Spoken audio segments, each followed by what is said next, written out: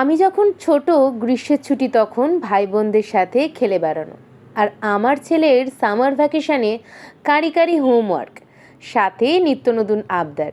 Advance যুগের advance বাচ্চা Maggi টবরেমন থেকে বেরিয়ে পিৎজা পাস্তাতেই বেশি খুশি। আমার ছানাও তাই। ইউটিউব ঘেটে সে একখান ভিডিও আমাকে দেখিয়ে জানালো সামার ভ্যাকেশনে সে যা সমস্ত জিনিস খেতে চায় তার লিস্টে ইনিও আছেন। বানানো পদ্ধতি একটু গবেষণা করে বুঝলাম এক্কেবারে ইজি। চলো তোমাদেরকেও শিখিয়ে দিই।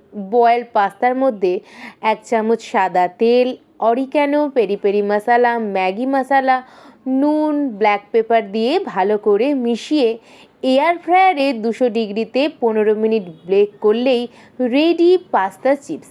আর যদি এয়ার ফ্রায়ার না থাকে, মশলা মেশানো পাস্তাকে সাদা তেলে ছেঁকে নিলেই রেডি হয়ে যাবে এই চিপস।